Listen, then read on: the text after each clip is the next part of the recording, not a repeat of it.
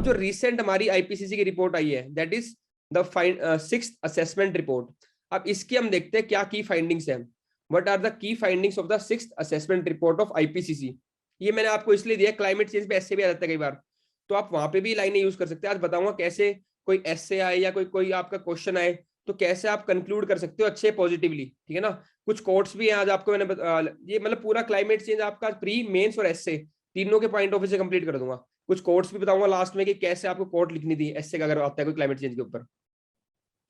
It is noted that global net zero by 2050 was the minimum required to keep the temperature rise to 1.5 degree centigrade. जो हम बात कर रहे थे कि हमें 2 डिग्री प्री इंडस्ट्रियल लेवल से उतना ही बढ़ने देना है, फिर हम बात कर रहे थे पेरिस में कि हमें ट्राई करना है 1.5 डिग्री तक हो जाए, ठीक है ना।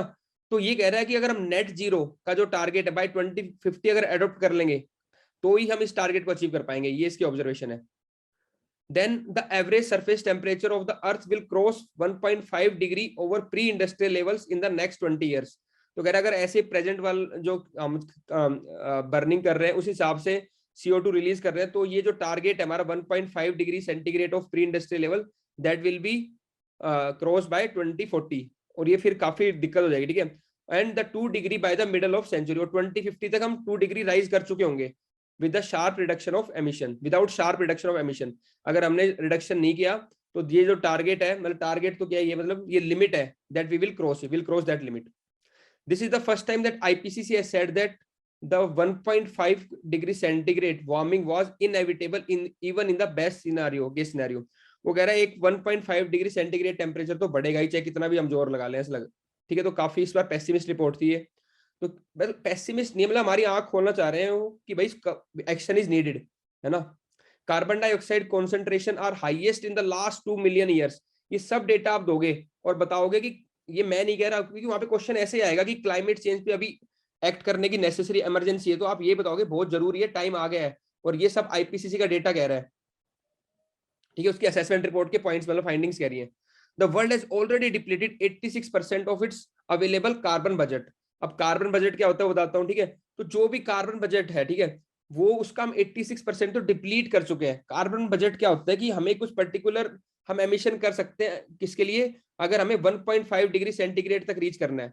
अगर उसके लिए मान लो अगर 1.5 डिग्री सेंटीग्रेड की अगर लिमिट हम क्रॉस कर देंगे तो फिर तो कितना भी कर लो एमिट, कोई दिक्कत नहीं है। लेकिन अगर आप उसको क्रॉस नहीं करना चाहते तो आपको सर्टेन अमाउंट ऑफ CO2 या फिर ग्रीन हाउस गैस या अदर पोल्यूटेंट्स एमिट करना है, तो उसको एक फिक्स कर दिया, मान लो 100 बिलियन टन करना है, तो उसका 86% तो हम डिप्लीट कर चुके हैं, ठीक है। ये बताना चाह रहे हैं। अब ये बताएगा कार्बन बजट क्या है।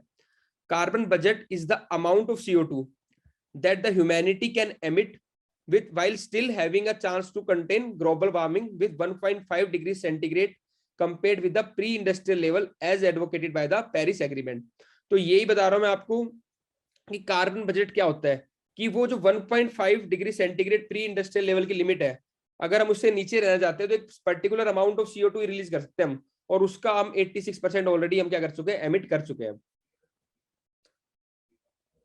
सी लेवल राइज पे क्या कहा इसने, आईपीसीसी की फाइंडिंग क्या है, sea level rise has tripled compared with 1901 1971। अगर 1971 से कंपेयर करें उस पीरियड से 1901 से 1971 तो क्या हुआ, ट्रिपल हो गया, मतलब 3 टाइम्स ज्यादा हो गया सी लेवल राइज। तो सी लेवल राइज पे क्वेश्चन आए तो अगेन आप ये कोट कर सकते हो data.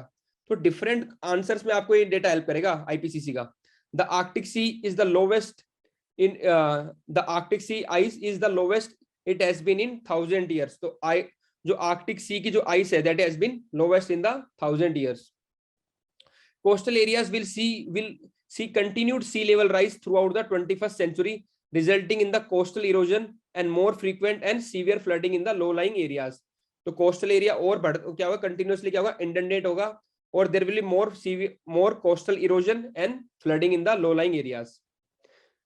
About 50% of the sea level rise is due to thermal expansion. कल मैंने दो बात बताया था, या तो आइस मेल्ट हो रही है उससे सी लेवल बढ़ रहा है, या फिर थर्मल एक्सपेंशन हो रहा है, पानी गर्म हो रहा है उससे एक्सपेंड हो रहा है। तो कह रहा है कि जो मोर देन 50%, अराउंड 50% जो आपका सी लेवल राइज है that is due to thermal expansion.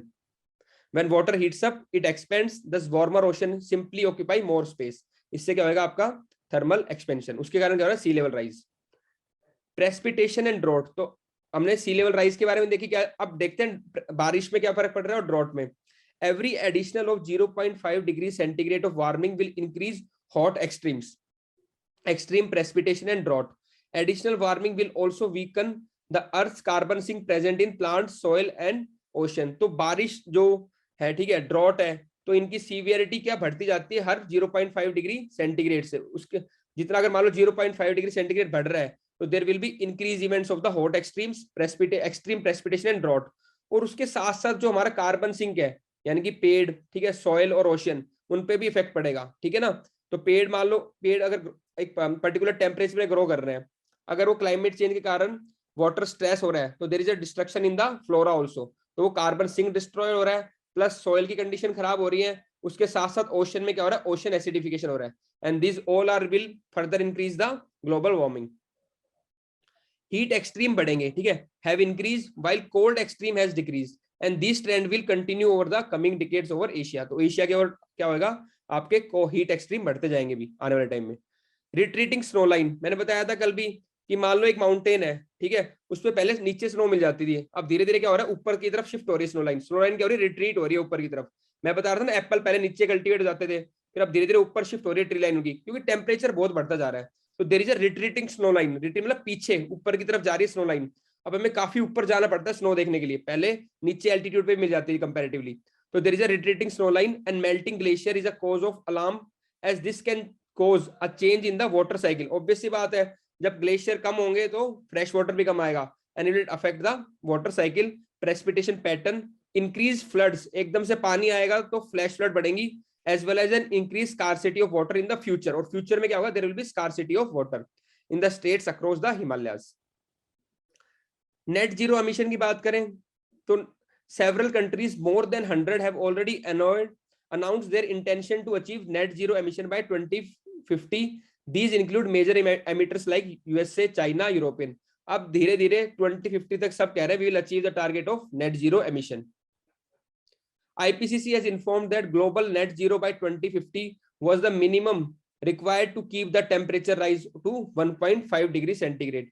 वो कह रहा है हमें अगर 1.5 डिग्री सेंटीग्रेड लिमिट के अंदर रहना है तो 2050 तक नेट जीरो का टारगेट अचीव करना पड़ेगा।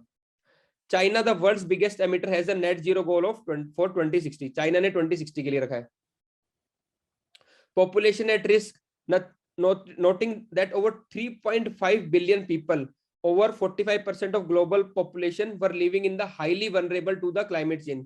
देखो अभी एक साथ डेटा मिल रहा है आपको, अगेन मैं ये बता रहा हूँ आपको, इम्पैक्ट ऑफ ह्यूमन या डिफरेंट क्वेश्चन आएंगे, सी लेवल राइज, ह्यूमन डिजीज, तो इन सब में आप ये एक एक पॉइंट यूज कर सकते हो, सारे पॉइंट इंपॉर्टेंट है। अगेन पीपल विल राइट, जो बाकी एस्पिरेंट है कि it will impact the human population. आप डेटा दो कि 3.5 billion people will be affected, 45% of global population is vulnerable, ठीक है, ऐसे डेटा देना है आपको। हेल्थ पे क्या इंपैक्ट पड़ेगा क्लाइमेट चेंज का, it has found that climate change is increasing vector borne and water borne disease such as malaria, dengue, particularly in the sub tropical regions of Asia. जो sub tropical region है वहां पे आपकी water borne और vector borne disease will rise like malaria and dengue.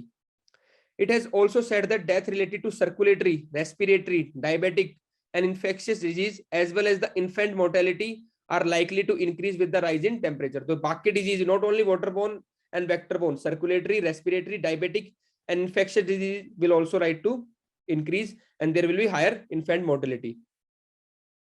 Increasing frequency of extreme weather events like heat waves, flooding, drought and even air pollution was contributing to under nutrition. और इनके कारण जो आपकी climate change के कारण heat waves बढ़ रही है, फ्लडिंग बढ़ रही है, ठीक है, ड्रॉट और बढ़ रहा है, और इसके कारण जो एयर पोल्यूशन, इन सब के कारण क्या हो रहा है, आपका अंडर न्यूट्रिशन हो रहा है, ठीक है, एलर्जिक हो रहा है, एंड इवन मेंटल डिसऑर्डर, ये सब चीजें हो रही है इसके कारण, ठीक है। तो देखो ये सब आपको ध्यान रखना है, क्योंकि पहले भी क्वेश्चन आ चुका कि एयर पोल्यूशन के कारण क्या होता है, आपका अंडर न्यूट्रिशन होता है, ठीक है। तो air pollution also cause the under nutrition. Gaps in the adaptation, वो कह रहे हैं हमने जो स्ट्रेटेजी अपना रखी है एडेप्टेशन की, वो क्या अभी भी वहां पे क्या गैप्स है, सफिशिएंट नहीं है।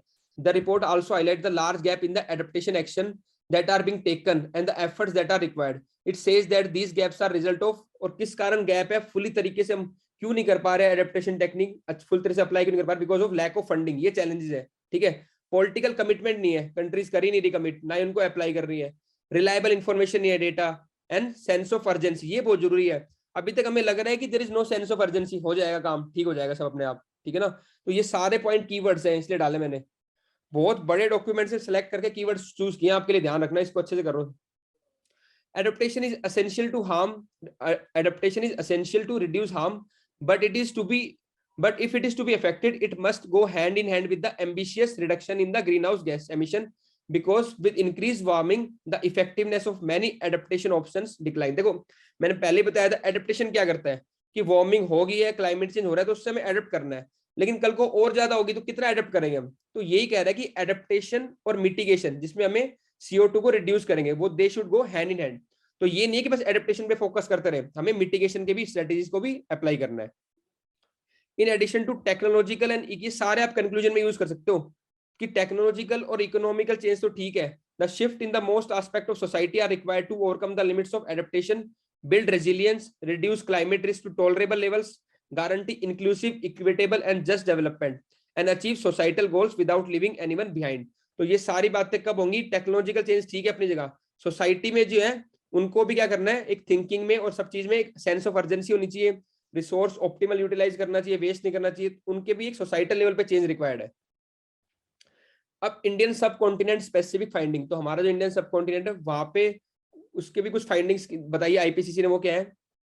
Heat waves and humid heat stress will be more intense and frequent during 21st century over South Asia. ठीक है, तो आने वाले टाइम में हमारे यहाँ पे हीट वेव्स आपकी और humid heat stress will increase. तो अगेन इंडिया स्पेसिफिक पूछ सकता है क्वेश्चन के अंदर, तो आपको पता होना चाहिए 5-6 point. The south west monsoon has declined, monsoon के ऊपर क्या इंपैक्ट पड़ा है over the past few decades because of the increase of the aerosol, but once this reduce we will experience heavy monsoon rainfall. तो अभी over the time क्या हुआ, aerosol बढ़ गया एटमॉस्फेयर के अंदर, इसके कारण क्या हुआ है, हमारे यहाँ पे मानसून पे इंपैक्ट पड़ा है। लेकिन अगर ये एरोसोल कम हो जाएगा एटमॉस्फेयर में, then monsoon will again rejuvenate. Sea temperature, the Indian Ocean will which induces the Arabian Sea and Bay of Bengal has warmed, which includes, तो इंडियन ओशन की बात करें, दोनों अरेबियन सी और Bay of Bengal, they have warmed faster than the global average, तो global average से they have warmed faster। बस ये पॉइंट्स आपको याद होने चाहिए, वहां लिखाना अपने आंसर में। The report identifies that as India is one of the vulnerable hotspot, और इंडिया कैसे है? vulnerable hotspot है, with several regions and important cities facing very high risk of climate disaster such as flooding, sea level rise and heat waves। अब example बताओ आप, जैसे मुंबई है, Mumbai is at high risk of sea level rise and flooding, while Ahmedabad faces the serious danger of heat waves.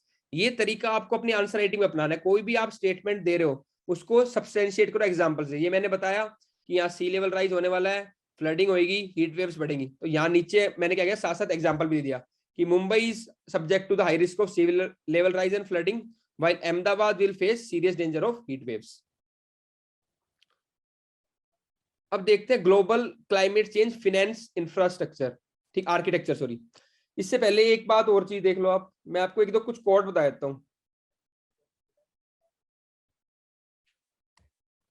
देखो हमने climate change का तो कर ही लिया पूरा, है ना, कि आईपी क्लाइमेट चेंज क्या है, और आईपीसीसी की यूएनएफसीसी में कौन सी कॉप है, क्या उनके क्या डिसीजन हुए थे।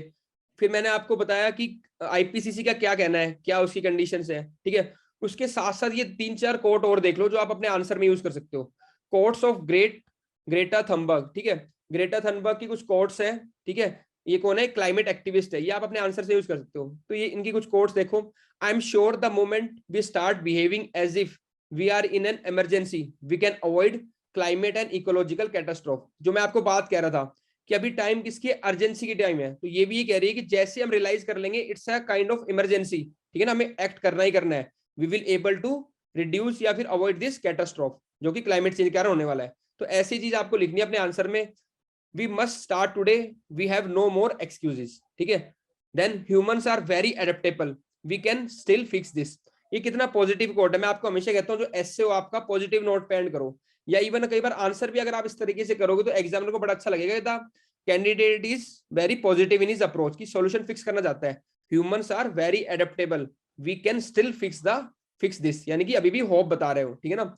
You must take action, you must do the impossible because giving up can never even be an option. ये सारी कोट आप डिफरेंट जगह पे यूज कर सकते हो, these are the quotes of Greta Thunberg, ठीक है। तो आपका पूरा कंप्लीट हो गया एक सेंस में क्लाइमेट चेंज का एसे, आंसर राइटिंग और प्रीलिम्स का। बाकी डिफरेंट एस्पेक्ट्स हम देखते हैं अभी।